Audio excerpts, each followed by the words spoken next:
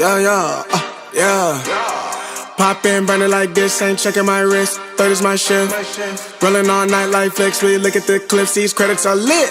Stacking miles, I'm far away from home. I got what I wish for. Welcome everyone back to episode 5 now. Yeah, I know. Jesus, we're halfway to a milestone. Time flies. Hey mate, well you're back on the DALEX Podcast. I'm Dan. I'm Alex.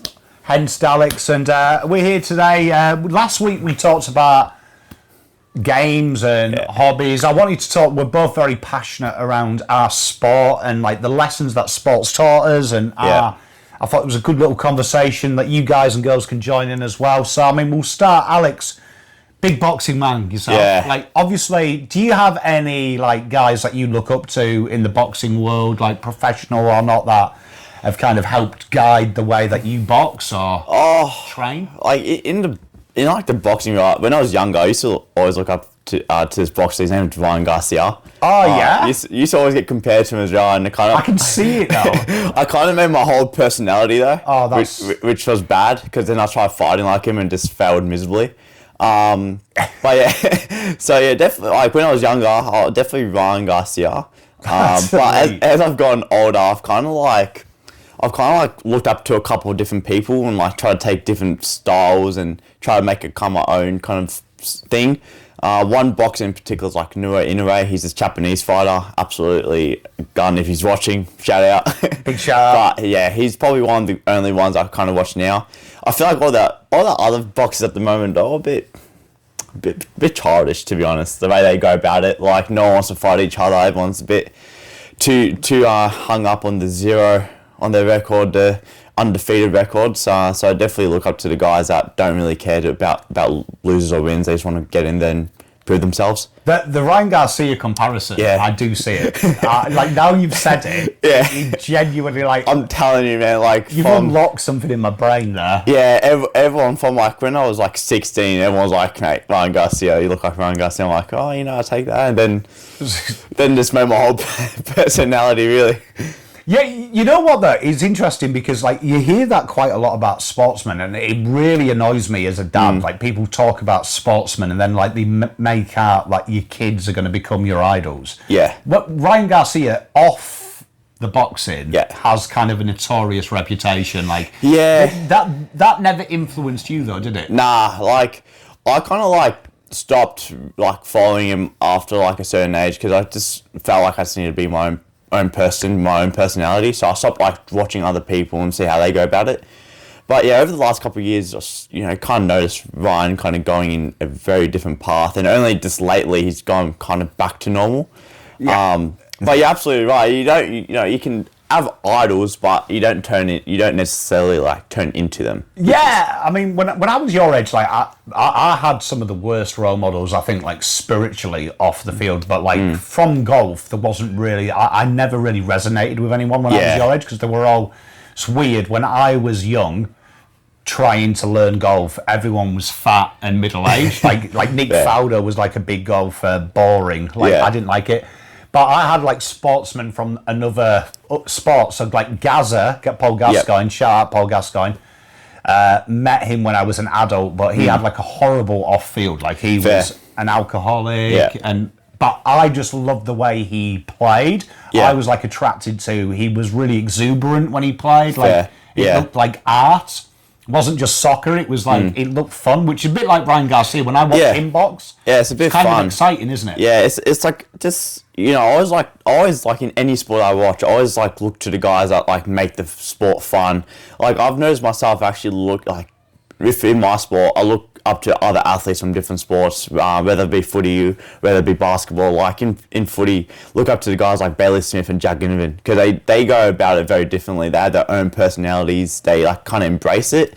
You look at basketball, there's guys like Anthony Edwards who's like his own character, and that's what you want. You want to see fun, and I think I want to bring fun into everything that I do as well. So that's what I try to look up to. You know what's weird is I was chatting about this the other day, that we want personalities, and I look at the late 90s, we had like hardcore personalities, like people were quirky. Yes. And then something happened in life, and I think this is good for like just normal people. The noughties, particularly the 10s, were now banning and punishing people for, like Bailey Smith you've talked about, Ginny, they play the game with their spirit. They play, like they've got personality, but we kind of condemn them. But then in society, we're trying to say that everyone should be accepted for who they are, unless you're a sportsman in the public eye. It doesn't make sense, and I don't know if it's just the media always trying to like make headlines out of nothing. There's this one incident with like Guinea, for an example. He was wearing his O-ring while he was playing. He had the glove underneath, and the media like blew it up as if he just like robbed a bank or something. Like it wasn't even that deep. And you look at that type of stuff, and you're right. You're absolutely right. We always talk about we need to embrace people for who they are. Teams need to embrace their people and who they are. But as the second someone has a different way of going about something, it's like everyone goes after them for being themselves, which doesn't make any sense at all. Yeah, and I think we see that in life because, like, we're Carlton fans, right? And I talked about this on my review last week. Matt Cottrell doing the walkaway celebration. That was awesome. Now, I remember speaking to one of the players the year before, and I'm not going to out him, but I remember he's a big soccer man, and he was chatting to me about celebrations, and I was saying I'd love to see celebrations in AFL because I was like, it kind of annoys me that people just go, a little fist in the air. And I was like, where you kick 50 goals a game, like you could get some real good celebrations. And he said to me, Voss and Hansen hate celebrations. And they think it's like unsportsmanly and rubbing the sock. And I was like, I thought about it. I'm a firm believer, and this is just from golf coaching and life, if you start picking on someone and stopping them doing one thing that is their personality, it reflects elsewhere. 100%. And you could kind of see the way they were playing as well last year. You could kind of see they were all kind of holding their personalities back. And now, like, under Josh Frazier at the moment, like, you can kind of see they've kind of been released. Like, we see Matt Cottrell doing the walkaway celebration, being the harmonica in the team song, which is sick. You see guys like Will Hayward, who's a character in himself, and all these type of players. And you look across the league, you look at Hawthorn, they embrace. Sam Mitchell's a very big personality guy. He loves his players being themselves. Geelong embraces Bailey Smith. So I think, definitely if you're in a team environment, you definitely want your coaches and people around you just definitely embracing your character and personality. Otherwise, you can kind of find yourself being this fake identity who's not really you and can really stuff up your game. No, I agree with you, because I go back to school. I remember this teacher. He always sticks out. We've talked about good teachers on the show. Yeah. Mr. Lynch, geography teacher, year 10. He used to have this phrase, because I'm one of them people that will fuck about, but I'll learn. Yeah. So I like to have fun. So I will be at the back of the class, taking the piss out of my mate, or having a bit of a giggle about the football. I'll still learn though, and that's always how I've been. Yeah. I need to be relaxed to learn. He always used to say, Daniel, school's not meant to be fun. It's here for learning, right?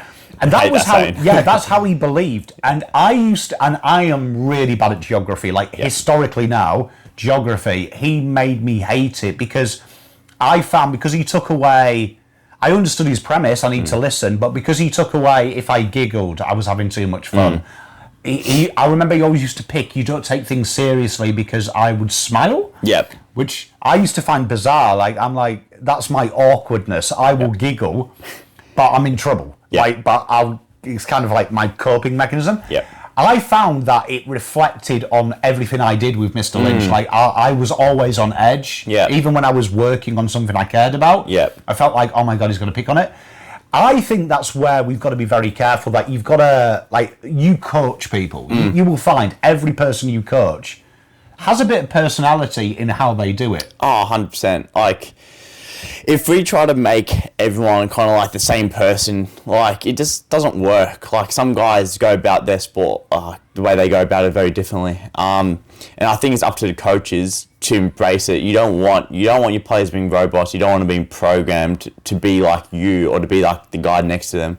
Just because they have a different way of going about training doesn't mean they're doing it wrong. It's just their way of doing it. And like, going back to like your kind of thing, like schools for learning, not for fun, or like that kind of stuff just annoys me, because like, who said you can't do both? Who said you can't have fun and be good at something at the same time? I think the best way to go about everything, whether it be sport, learning things. It's have fun with it. Because when you're having fun with it, you take it in so much better and you perform so much better as well.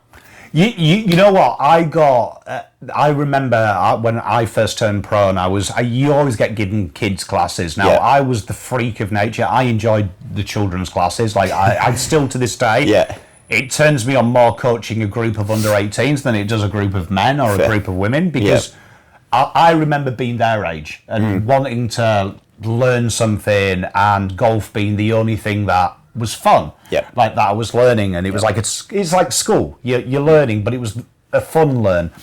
And I remember someone saying to me once, this old golf coach saying, when you end your lesson, don't have an ending of the lesson. So if the session is an hour, he says end the teaching when the giggles are the loudest. Yes. Right, and I was like, what the fuck do you mean? And I remember him saying, look, if they really start to enjoy something and they've started to learn, if that's 10 minutes into an hour, stop the teaching at that point, so all their memories of teaching is fun, and then go to something recreational that reinforces what you're teaching. So I remember we had, people used to think I was a freak, but I remember one year I put an advert, if you had any golf clubs, bring them to me, like just donate them. And I was getting like old golf clubs, but one of the lessons I teach is when you release through the ball, it's technically as if you throw the golf club at the target. Right, and that's something that you try and teach everyone. Once you learn that you don't hit the ball is in the way of the club. You're not actually hitting it, your golf game changes. There's a free lesson for you. You don't hit the ball, you swing through the ball, and the ball happens to get in the way. But one of the ways you teach that is getting people to actually throw golf clubs with no ball. And if you can throw the golf club straight, you hit the golf ball straight. I remember one lesson having these groups, and it was a real poor part of England. It was just north of Manchester. And these kids were hard work, real hard work. But I remember they just started to have fun because all of them started to get it, and the ball went. And I just thought, right, you know what, I'm going to take a risk. I'm going to say to these kids, let's throw golf clubs instead of balls. And genuinely, they had so much fun, because obviously I've told them to do the first lesson of golf you're not meant to, throw the club. But that was my best class for like 2 years, because from that moment of always, you hit a target, then we have fun reinforcing the target. I noticed them kids were problems at school, but with me, it was fun, because like I was like, once we've learned, we can still learn and have fun. And I'm with you, Alex. Like, I think we do. I'm an old man, and I hear it as well. Some kids now are cooked. Like, how they have fun. I don't get it. The 6'7" thing. I don't get it. I don't get it. I'm old. But I don't stop people doing it. Like, my kids are starting to do it. I think it's ridiculous. Because once you start taking away one little bit of you, it's like a cancer. It infects the rest of you. Oh, 100%. Like, it's like a dent to your personality, isn't it? Like, and the way you explain, like, teaching the kids as well, like, they don't want to go from school to another school. You know what I mean? Like, they don't want to go from school to go to their sport that they find fun and get taught the same way they get taught in school, and just no fun, no this, no that. And that's something I found in boxing as well. It's like when you're teaching someone, you want to make it as fun as possible so they don't get sick of it and they don't get tired of it. And the more fun you make it, the more addicting it becomes. And it's like you have those good memories. Of course, you're going to come back, and of course, you want to learn more. So you nailed it on the head then. Definitely. Well, it's like the diet. So I'm 4 kgs down with Alex's diet. And one thing I've noticed about the diet is most diets are restrictive. I think, like, in your mind, it's meant to be not fun, isn't it? Like, look, I've been fat, thin, all in between.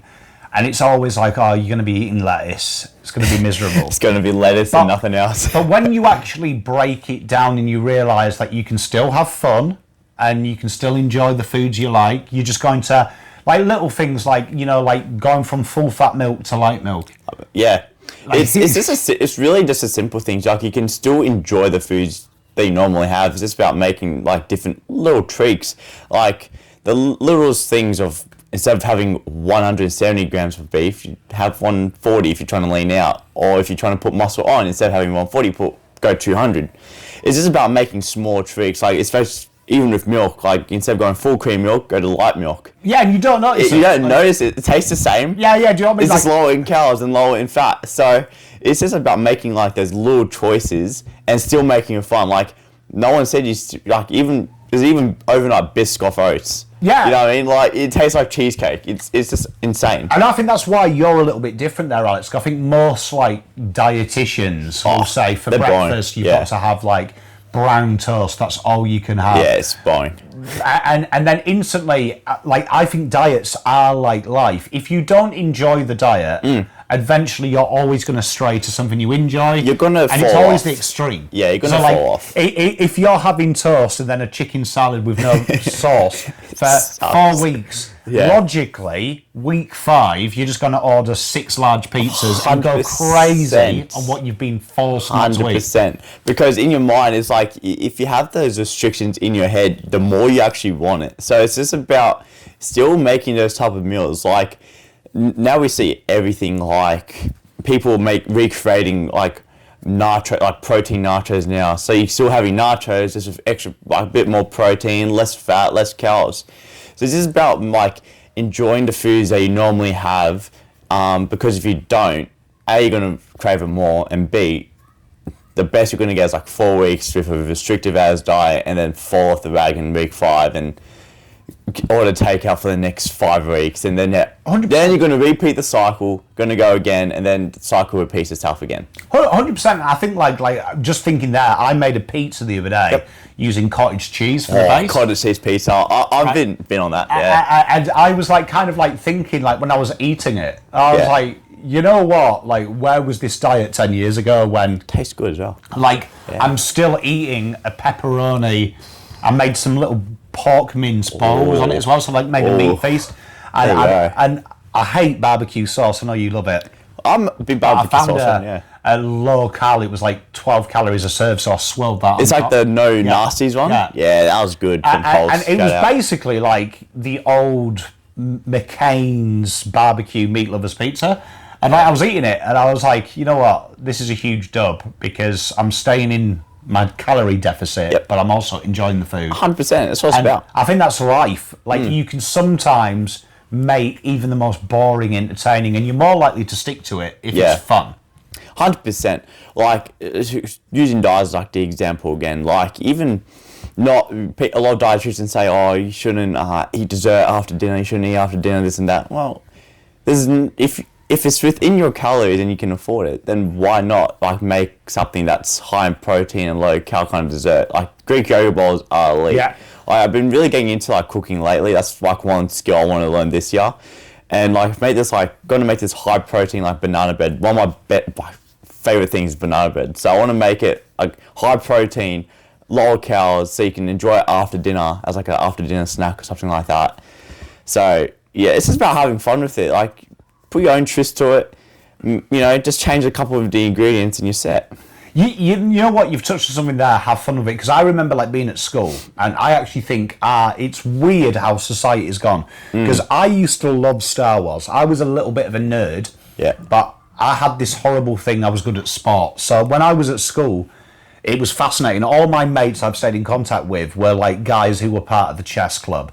One of them was a good mate of mine, Nath, was in charge of the D&D club. Fair. Right. Yeah. And statistically, I wasn't meant to hang around with him because no. I was part of the sports, the jocks. Yep. But I had more fun doing maths quizzes, and I just happened to be good at sport. Yeah. But I have noticed society has flipped, where now everyone at school is accepting, but the weird conversation is when you're an adult. Yeah. Which is weird, because like the other day, someone actually said, I find it really weird, Pom likes AFL and loves soccer, but like he's nerding out on a live stream about Doctor Who, and I'm like, are we at school? Like, bad. When I was at school, they were the conversations I had from my sports mates.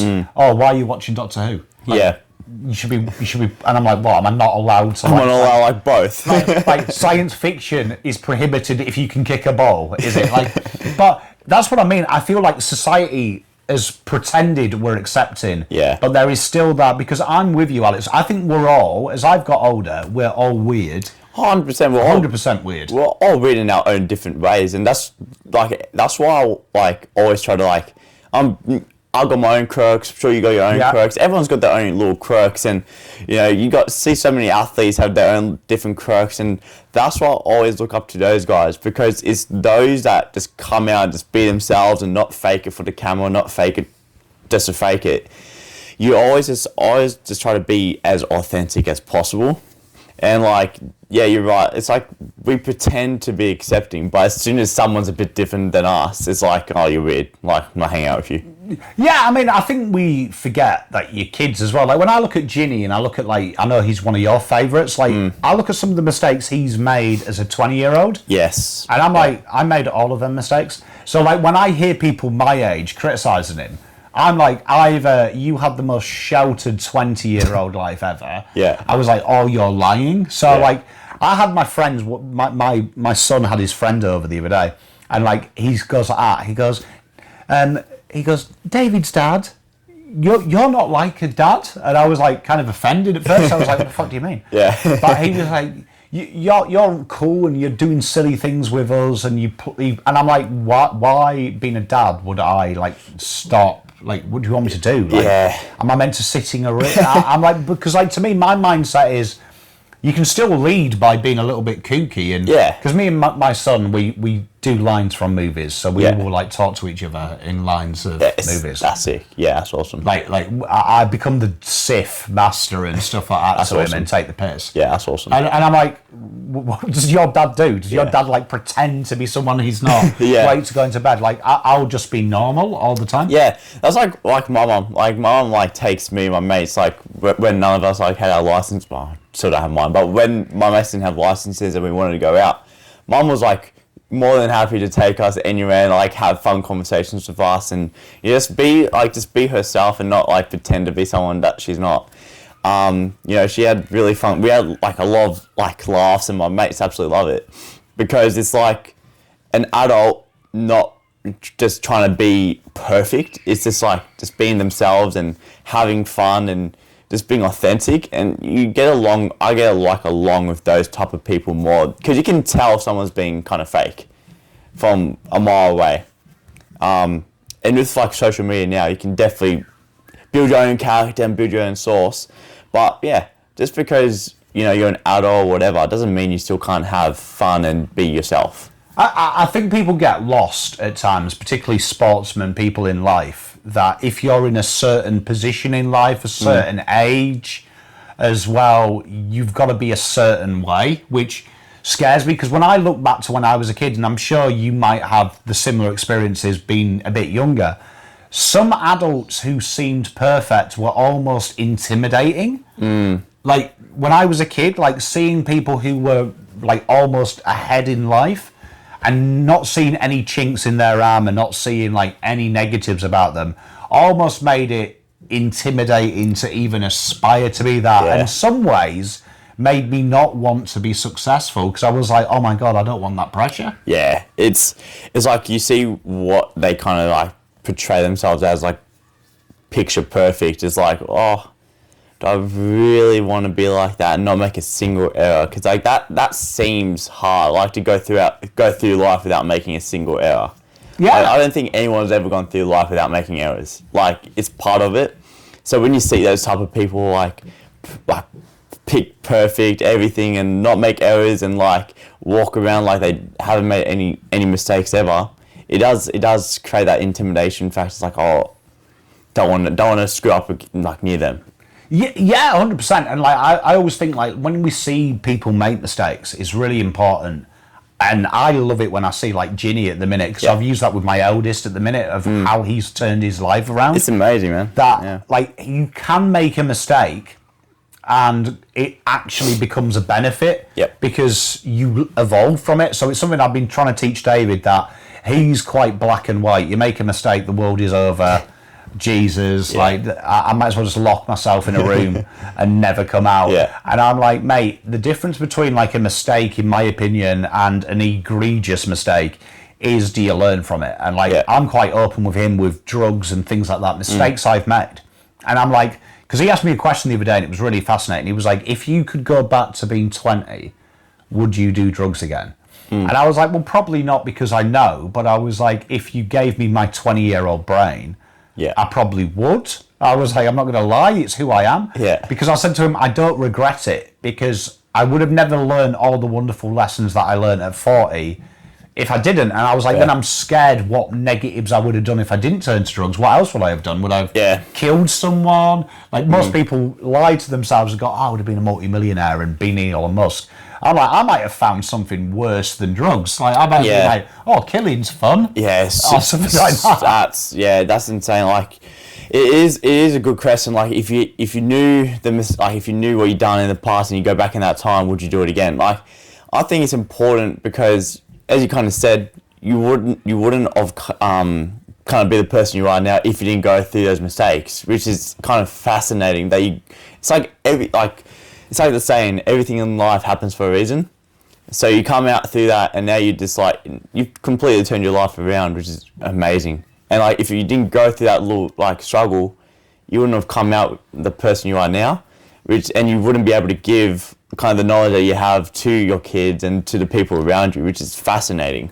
Well, you know what, actually, my son the other day, we were just telling you about that, my youngest, he fell off the chair. Yeah. The kids were messing about, and he turned out he had delayed concussion because he started to forget things short term, like he couldn't even remember falling, which one of us had to take him to hospital. Zoe, my wife, said, I'll take him, you look after the eldest. And it was quite cute because David went through that horrible stage all big brothers do, that your little brother's ill. Now you start to worry. Like, now you start, like, you pretend you hate him, but now the truth comes. And we had this heart to heart, and I was telling Zoe, I've got this thing when I'm nervous or bad shit happens, I make jokes of it, right? Which me and David were talking, and I made this stupid comment. David was like, oh, Dad, is Zane going to be all right? And I was like, look, I mean, it's going to go one of two ways. He'll be totally all right. I was like, for the next 100 years of your life, every time you hear who lives in a pineapple under the sea, Zane's just going to reply me. And I was like, he's going to totally lose his mind, and this is it. And David started laughing, and then he was like, you always make jokes when we're sad. And I was like, it's probably a bad thing, mate. And he was like, it does annoy me sometimes, but he was like, I actually am glad you've made jokes about this because I feel a little bit better. And then I said to him, I was like, you know what, let's level with you. I was like, do you want to know a little secret? And we had a heart to heart. I was like, when I start taking the piss, you sometimes think I don't care. And he was like, yeah, I do. He was like, sometimes I think you're joking because you don't care. And I was like, I want to let you on a secret. When I'm making jokes about something bad, internally, I need you to know I'm shitting myself. And I am genuinely worried. And the only way I can buy myself 10 minutes in my brain to fix the problem is make myself laugh, because then when it's not so bad, I can face it. So I was like, internally, I'm scared. And like, we were chatting, and he was talking about, like, my wife lost her mum a couple of years ago, and I was making some jokes, not about her mum, but I was trying to be funny. And I said to David, honestly, I'll be totally honest with you, when we were in the car and it was just you and me and I was making them jokes, and you said, you're harsh, Dad, you shouldn't be laughing at a time like this. I was like, I need you to know, I was shitting myself of how do I get mum back to being happy? How do I have the strength to get her over this? We've got my father-in-law as well, we've got to help him. I was like, genuinely, that car ride home, you might have seen me singing and joking. I was like, internally, I was like, what the fuck do we do? How do I dad this? And like, we had a real heart to heart, and then David was like, I get it, because I've been making jokes about Zaid, but I'm genuinely worried he's going to die. And I'm like, he's not going to die, he'll be fine. I was like, tomorrow, I was like, you're going to be saying to me, I wish he did die. He's annoying me. And lo and behold, like literally 24 hours later, David had come into my office and said, wish he was back in hospital, sick of him. It's like just making the light out of the situation, isn't it? It's a toxic trait, that I have to admit, because some people do think I'm insensitive. I don't mean to be, it's just genuinely, as I said to David, sometimes I have to tell the jokes, otherwise I'll panic, and if I panic, we're fucked. Everyone else panics. Type of deal. I get that. It's like when you're in like a serious situation and like someone, like one of your mates laugh in that serious situation. I'm that guy. I was always that mate. Like, I remember once, like, we were in like legal class, and so this is the time that 6-7 was like a really big deal, and like the teacher, so we're going through this like really important case in history, and you know, there was about this murder case, this guy, and then the case numbers was 67. Oh no. Worst thing that could ever happen. So I'm sitting next to my mate. We're both zoned out completely, because like we've both done the work, so we've zoned out. We don't care. The problem was, the teacher then noticed that we've zoned out. So she's like, all right, let's go to case 67. So we zone in to that. As soon as we heard that, we're sitting literally like this. I turned to my mate. He's already looking at me. There's no look at each other saying that. He's already looking at me. And then he just gives me one of those. When the class is dead quiet, you don't want to laugh. You don't want to be those two guys just laughing. Yeah. But unfortunately, could not really hold it in.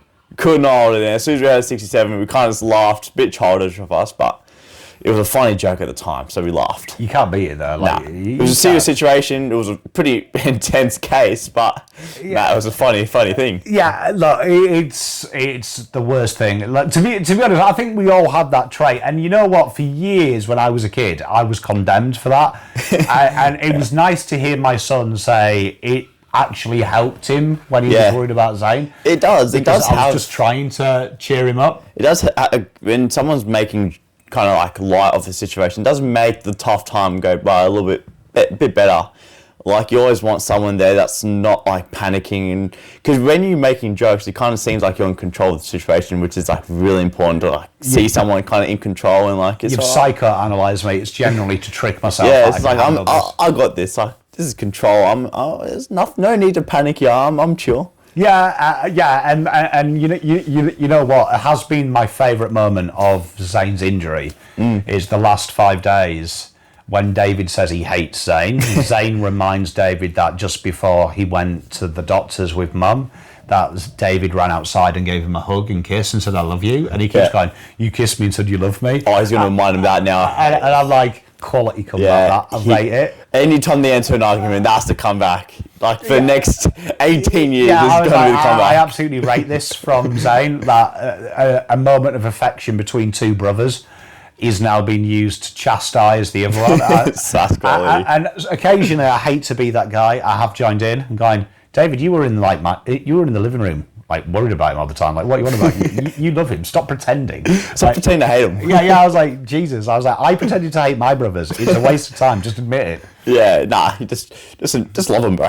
Yeah. I was like, stop trying to be hard. Like, come on, it's good. But no, it is fascinating because like them things as well, like that self-awareness, like having that conversation with my son was good. Yeah. Because I know sometimes I come across to him that I don't care, and it's something that I do try and change. Like, but it's part of my personality trait. David does understand. Sometimes Dad will make banter, but it's not banter because he finds it funny. It's mainly because I'm shitting myself too. Yeah, I'm a bit like that as well. Like, if there's something like stressful going on, like I just don't know how to make jokes of it. So I just like start stressing and start like becoming really panicky. So I would love to have someone there, like, just to kind of make kind of a couple of jokes that's kind of calmed me down, because I'm definitely a panicker in a situation. Like, I just try to take control of it, but like when stuff starts getting stressful, the way I kind of go through it is either going completely silent, trying to like calibrate what's going on and analyze the situation, or I'm going to stress talk. So I'm just going to talk until I figure out what's going on. You can't beat a stress talk. Nah, stress talks are awesome. You know what? We are very similar. Genuinely, if I go silent, I have a brain that works against me. Yeah. And it starts to tell me that everything's going to go wrong. Yeah. So as I've just got older, I've learned to shut that out by trying to take myself to a place where if it's fun, going back to the sport conversation, if I find the stress fun or a bit of humour in it, I'll conquer it. Yeah. So, like, genuinely, there's been so many times being a dad. Like, I was telling David there was another time when he was bullied at school and evidently I'd said something. I can't remember what it was. Oh, that was it. Like, I'd made a joke because evidently this kid, like, had the best everything. Yep. You know, like the poshest sneakers. Yeah, the best dress. Yeah, he thought he was the bollocks. Yep. And evidently my throwaway comment was like, his dad's a binman. I was like, guy's like the lowest of the lower class. Fuck him. Yeah. And David was like, it pissed him off. But I was like, just so you know, my entire brain was, I will drive round to that guy's house and I will drag the dad out. And I will kick the shit out of him in front of the kid. I was like, so I had to get my brain out of that methodology by making the joke to myself. So I was like, how do we, as an adult, fix this situation? Yeah. Because I'd gone to the extreme of, I'll just kill him. Yeah, without going to that extreme, yeah. Like, that's definitely something like I'm definitely striving to try to become, is like a lot more, like, if there's a situation, always want to be the calm head in the situation. You know, kind of like you said, you know, make a couple of jokes about it, but like always be in control of it, and like always try to figure out a solution, because I think solution-based thinking is always better than just the emotion-based thinking. Which, yeah, kind of learnt that a couple of times. So It can look genuinely, but sometimes you have to be reactive. So it's just about time and place, really, isn't it? yeah. I mean, look, and you know what? The best lesson I could ever teach you is sometimes there is no solution. Yeah. Which is the weirdest thing. I get that. Yeah. Like, it scares me sometimes. Like, as a dad and a husband, sometimes the kids or Zoe will come to me with a problem, and it is weird because I naturally want to fix it. But my brain and they tell me they don't want it fixed. They want to handle it. And that is weird. Like, that's something that I'd say my biggest character development is in 10 years. Yeah. Is maybe I'm a control freak. And I used to do this with my brothers as well, as the middle one. Yeah. I would take over by accident because I want to fix it for you. Yeah. And it's not because I don't think you can fix it. It's because I just want to take the pain and fix it for you. Yeah. As I've got older, I've realised sometimes you can't be that guy, and you've got to let them sink or swim and kind of observe. And that's weird. Like, that's weird. Like, sometimes, David particularly. And then I realised that's how I am like I am, because I was allowed to sink or swim. I think it's important. Yeah. To kind of like learn the lessons along the way. Like, I know for me, like if I need to figure something out, you know, you can't always go to mum or dad.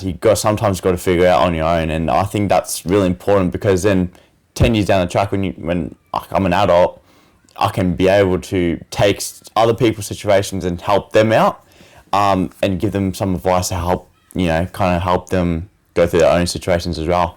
Yeah, and then you'll get to the stage, Alex, where like someone rings you for advice and they do the opposite as you tell them. Yeah, just while on the phone. Yeah, there's no better than that. I'll tell you. Absolutely. But genuinely, yeah, no, you are spot on. And like, honestly, sometimes you've got to like experience it and know you can put your hand up. But like, yeah, genuinely, that's probably my biggest lesson as an adult. You can't fix everything because sometimes other people don't want to. And that's something that being a dad has taught me, that sometimes my kids don't want me to remove the problem. They want to do it themselves with help of knowing that sometimes with the guidance. Yeah. With sometimes the I've got guidance. to stand and watch and go, what the fuck are you doing? It's going to get worse. But this is good for you to learn. But I'm like watching going, oh my God, this is going to get worse. I think mum looks at me when I'm trying to figure out situations. She's just looking at me and she's like, what are you doing? Like, especially if I'm like in the kitchen doing something, like she'll sometimes stay out of it and like just figure it on your own. Like you have to learn one day. So it's like, okay. Cooking is a really good thing because my father-in-law, he lives with us since his wife died, and like we moved him in, and it's kind of a culture shock because, to be fair to him, shout out David, he stays out of parenting. Yeah. But sometimes he gets involved, and it does infuriate me. Because his method, and David, the eldest, he's named after my father-in-law, for people confused, there's two Davids, is that he likes things done very old school, the way he does it. So, like, if you're cooking something, he, like, wants the plates washed as they're used. Yeah. Like, fucking the bench. Where I'm a bit like that when I cook, but because David's starting to get interested in cooking... Yeah, it's a good skill. I try and teach him the cooking, not the cleaning. Like, he'll work that out. But there's a few times that David gets upset with his granddad because granddad will come in and then start picking. Oh, you've got to do this. Got to make sure that's clean. You can't put the butter here. Yeah. And it stresses him out. So I'm with you because I'm more of a teacher of, let's make sure you don't kill anyone by cooking first. And then I offer the suggestion. Do you think it'd be a cool idea, though, that maybe if we put this in the sink first... Like, so you've got a bit of space here. Yeah. There's different ways, but I have noticed, like, talking about teaching, when Grandad comes in, he goes in, like, level 10. Yeah. This has got to be fucking clean. Oh my God, what are you doing here? David gets flustered, gets worked up, he starts making stupid mistakes. That's me. Yeah. If someone's, like, on top of me, oh, man, I get, like, super stressed. And I have to say to my father all the time, like, mate, just leave it alone. Oh, I've got this. He's okay.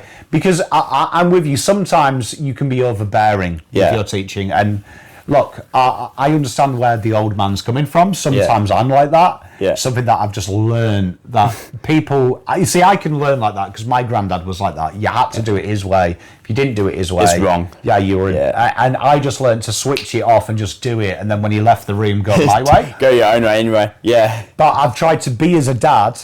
I'm happy as long as you finish it. So as long as at the end of you, like the other day, David was he tried to make fajitas. There you go. Right. And like, to be fair, as he was wrapping them, it was going fucking everywhere. It was stressing me out. I'm watching it and I'm like, oh my God. Like the cat has just ate 8 bits of chicken with spice. The cat's probably going to die. Yeah. Right. But at the end of it, he tied it up. Yeah. It was just his way. And like, I'd given him feedback saying, you know, when you knock that bowl over, do you think like maybe if you'd like put some of these bowls away, like that would really? And he's like, yeah, I should have done, shouldn't I? And like the other day he was making something and he just involuntarily started to put things back because he'd learned. So I'm a firm believer. Sometimes you've got to learn by your mistakes. Yeah, I went through that little phase of like cooking. Like I was cooking pork mince the other day actually. Yeah. Now the problem was it wasn't properly defrosted, so the issue became I didn't really realise you can't really cook stuff that's not properly defrosted properly, so I just chucked on the stove. Now the problem was because it was not defrosted, it was really like it was kind of frozen, so it was really hard to get it like stuck and like, you know, separated and all that. And mum comes in and she's like, you know that wasn't defrosted, right? I'm like, yeah, I kind of realise that now. And she's like, well, you're gonna have a really tough time cooking that. So we get to the cooking, I smash it up, so it's all separated now. But I didn't realise that you need to cook pork mince for like an extra 5 minutes more than you cook beef mince. So I thought it was the same. She's like, that's probably still raw. Put it back on the stove. I'm like, bro, this is like too stressful, man. She's like, well, you gotta learn. Like, you gotta go through this and learn. I'm like, oh, my fault. Like, damn. No, it's good. I love the defrosting. To be honest, as a family, you freeze I was just really hungry, everything. man. Like, I just wanted to eat. Did you go? You should have gone the microwave defrost. Oh, yeah, that's probably a smart idea. But like, yeah, the way I work is like when I want to do something, I just kind of like do my. Yeah, no, I rate it. You know what? I'm still against. My granddad didn't believe in the microwave. Right, it was a weird thing, but he just didn't like technology. Yeah, and like he believed that the microwave was going to like turn us into aliens or something. So I am still skeptical of the microwave. Yeah. Like David finds it fascinating, but like I refuse to use the microwave unless it is physically necessary. I will find other ways. Another way to defrost. This sounds weird, but if you put it in cold water. That's interesting. Never hot, but put it in Actually, cold. no, that makes sense. I've heard that. I've heard that. TikTok should show me that. Yeah, chicken breast. It's something that I do. I will leave them in like lukewarm water for like a couple of hours and then just dry them. I have learned. It works. I have learned the mastery of pasta. Now it's very simple, boiling pasta, but I was very happy with it. No, I say that, but people, look, trust me, going to university, some people, I didn't know you could overcook pasta until I went to university, and like people would like leave it in there for like 50 minutes. And it just becomes like super soggy. It's basically like a wet porridge that's hard. Yeah. And like, what have you done to this? I've recently like learned after like, I was adding a little bit too less, speaking of porridge, like I was adding too less of milk to porridge. So I had to like put a little bit more milk because it was coming out of the microwave really dry. Like, I don't mind it like kind of harden up, but I also don't want it like super dry. No, so I've learned the mastery of the oat bowl as well. So, you see, I've been big on porridge, right? Because we get like Grandad, my father-in-law, he has porridge every morning for breakfast. Yeah. And David he gets that cinnamon flavoured one. Don't mind it. Yeah. Yeah, I don't like it. I just have the normal rolled oats. The organic one. Oh yeah. He gets the microwave bowls and he just cheats. Yeah. And David occasionally has one. Like the other morning, David wanted one, and I've never made microwave porridge because I've only ever made porridge in a pan, in a pot, like a human being. And like I'm reading it, and like it said like fill up to this line, and I'm like, why am I putting milk in a? Oh, is it like the Uncle Toby? Yeah, like, I was like, why the fuck am I putting milk in a thing, right? And I've done it, and it came out so weird. And then the next morning, I just did it by eye. Yeah. And it was so. David was like, "What have you done to this? It tastes better." And I was like, I don't know. I was like, evidently the instructions are wrong though. It's my own thing. Yeah. Because I am a guy that will not follow instructions. Yeah, sometimes you've got to put your own twist to it. Again, going back to the person, it's got to put your own twist to it. You know what I mean? You see, I do the furniture in our house. Now, I remember helping my grandfather, my dad, making flat pack furniture. IKEA. Yeah. So my grandpa, like, whenever he did Lego or flat pack furniture, you got the instructions, and you fucking went step 1 to 100. Yeah. Like, you didn't change. Like, there was no skipping ahead. No, like, you follow those instructions. Like, I remember making a table once and, like, seeing him start, and I started on the other legs, and he's like, whoa, what are you doing? And I'm like, well, you've just done leg 1. I'm doing leg 6, we'll meet him. No. That's stage 5 of it. And I'm like, okay. Yeah. Fuck that. Now I'm an adult. I'm doing my own thing. and like, I made my entire office, and no word of a lie, I didn't read the instructions. I glanced. That's impressive. And goes, okay, I can work this one out. And did it. And everything is still intact, works perfectly, right? So I am the... It works. I can't do instructions. Just tell me how it should look. And I'm a very big like visual learner, so like Lego instructions are elite because it gives you the visual aids. Some instructions don't really cater for that, so they give you written instructions and it sucks. Yeah, I hate a written instruction. So if something's given to me in writing, forget it. David got a Minecraft tree for Christmas, right? Nice. And it came from his father-in-law, and his father-in-law is that mechanical learner where he goes step 1, step 2. They couldn't work out how to get the house on, and David was impressed because I just looked at the picture and I was like, what parts have we got? And then I was like, can you show me the picture? I was like, the fucking instructions mean nothing to me. Yeah. And like, I'd worked it out in like 2 minutes. I was like, okay, I see it. And I don't understand the instructions. Yeah. I looked at the instructions to get to where we did by my eye. That's fair. And I was like, the fuck with the what? like what? So I'm with you. Like, I think cooking, to be honest, I've got loads of Nana's recipes, which I used to follow, and now I've just learnt them that I've added my own twist. I think cooking's an eye thing. Yeah, cooking's like a really big, like, you gotta put your own... I think that's why, like, recipes from your mum and grandma, whatever, is so good, because it's kind of like their own twist. So I think, like, take them, put your own little twist to the twist, you know what I mean? Like, mince bowls been getting really creative with those lately, so... Might need to show you a couple new additions to that. You know what? Actually, the other day I'm a big turkey mince man. Turkey mince is alright. Yeah, turkey mince is lean as. I'm a big turkey guy. I do like turkey, and we were forbidden to eat turkey any other time than Christmas when I was a kid. Fair. And turkey is my favourite meat. Turkey's alright. As an adult, I will eat turkey as much as I can, as frequently as I can. Fair. Big turkey guy. Yeah. I actually made some Kentucky Fried seasoning the other day. Nice. And I made a mince bowl. I used a turkey mince bowl where I'd made a real healthy coleslaw. Nice. I'd used a bit of natural yogurt with some shredded carrot. That's sick. And do you know what I mean? I added a little bit of garlic powder to it, so it had a little bit of a ting with some lemon juice on that. So it was kind of like a real healthy coleslaw. And then I'd got, them Spud Light really low. Spud Light elite. Spud Light, you're in game, you know. Yeah, my biggest purchase for the kitchen is a chipper. Yep. So it makes perfect chips all the time. Can I just say, it changed my life. I usually spend hours cutting chips. Yeah. Genuinely, my life has changed. That I make these perfect chips all the time. I'm telling you can do so much with potato, like Spud Light potatoes. Yeah, well, I just get a handful of them, right? And I've got made some chicken salt with them. Yeah. And then I have got really into, this is my POM cheat, right? By POM cheat. But I have got really into making, I call it my broccoli cauliflower pulp. Okay.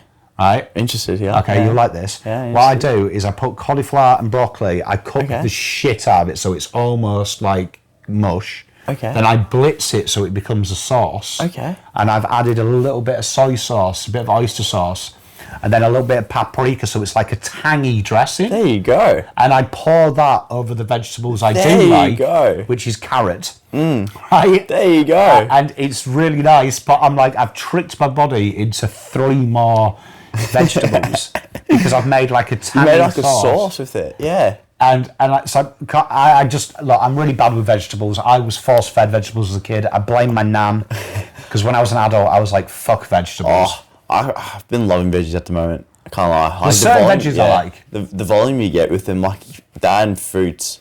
Gotta ask you, what's like your top, like, I was watching the Titch and Guinea show the other day. Yeah. They were doing, so they had this list, top 10 fruits. Foods? Fruits. Fruits, yeah. Do you have a top 10, top 5 fruits that you automatically go to? Okay, this is weird. Number 1, unshadowed grapes. Absolutely. You know what? That's fair. My number 1 is mango.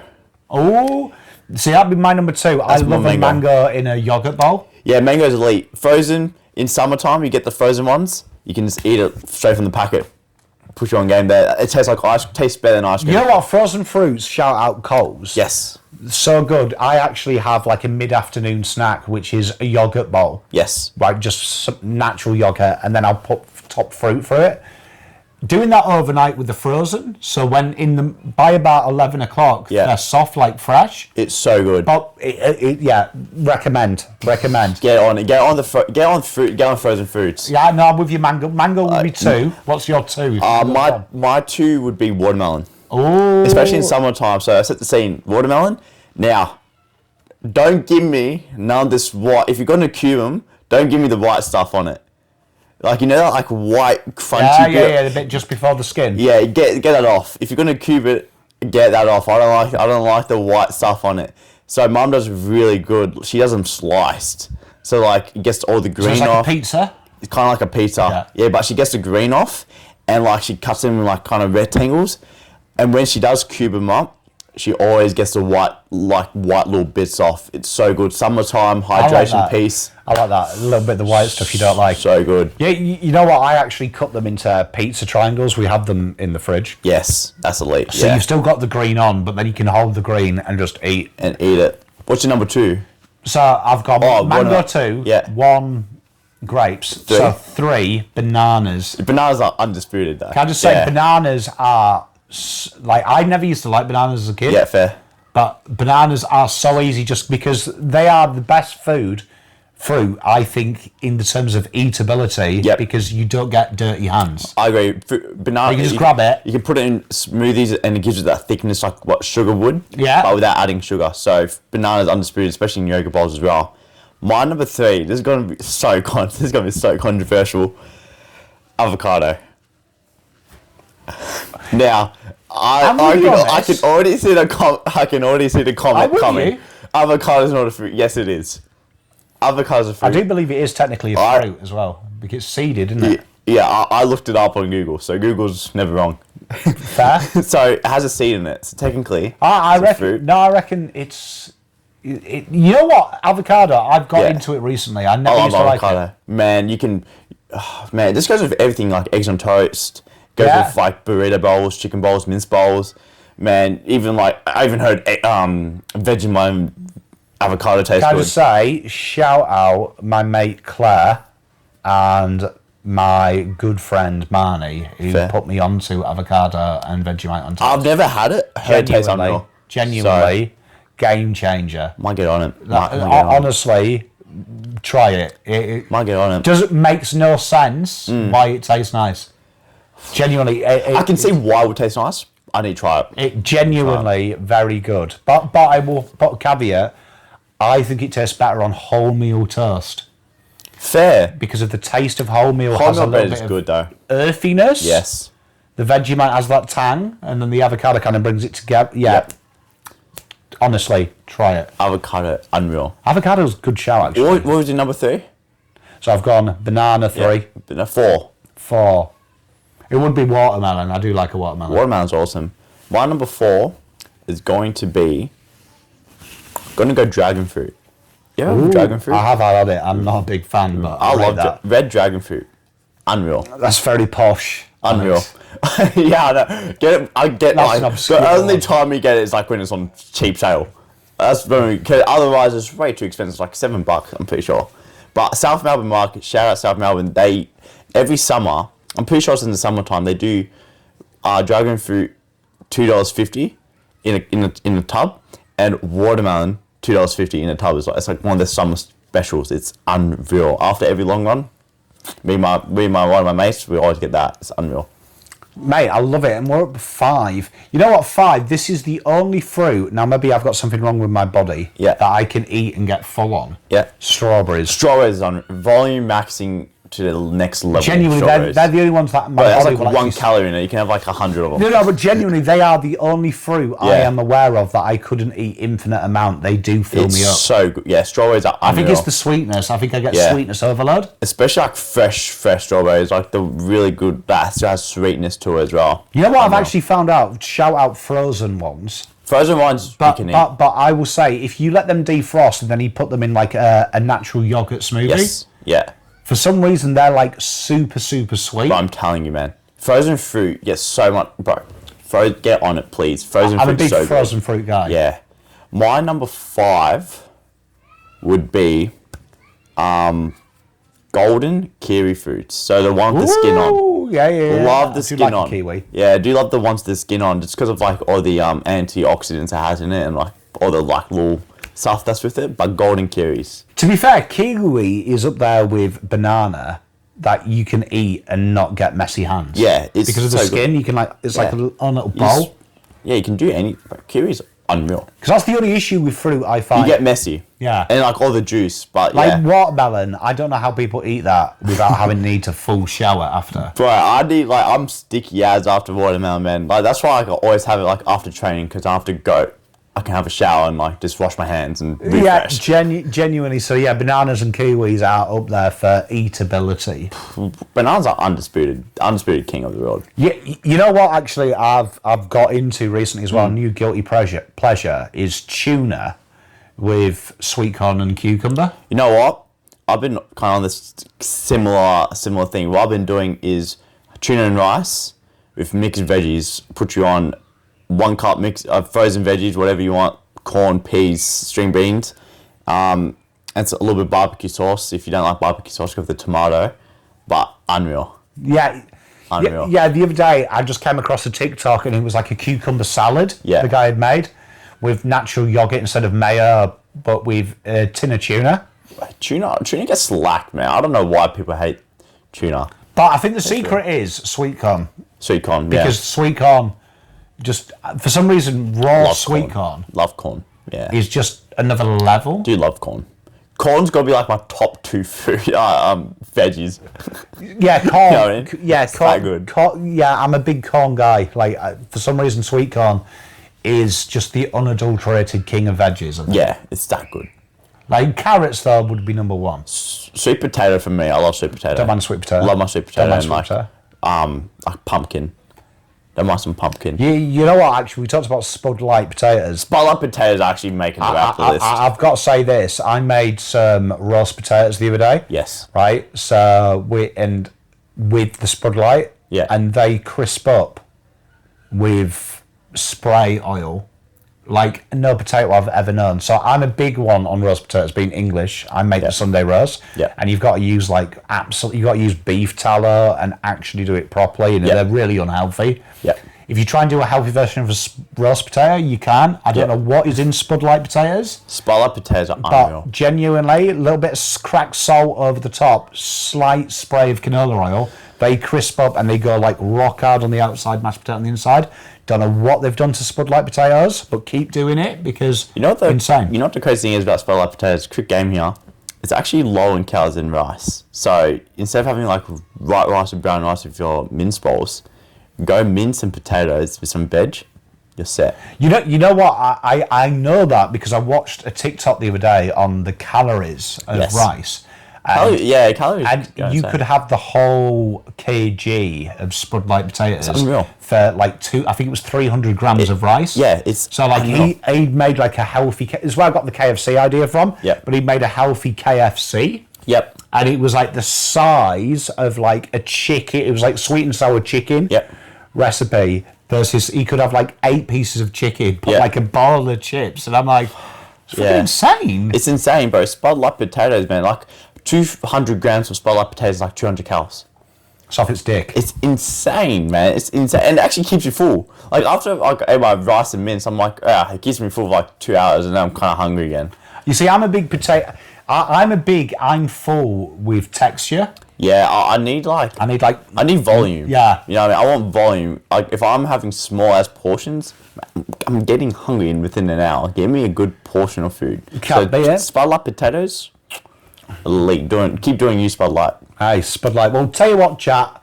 As we finish up, give us your top 5 fruits. Yes. Right, we want to hear your top 5 fruits. And if anything's obscure, maybe next week we can try one.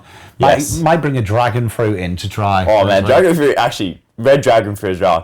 Not the white one, red one. Well, make sure you hit the like, subscribe, drop your comments in. I've been Dan. I've been Alex. And see you next time. See you later. Chill out. Right. Go, go, go, go, go, go, go.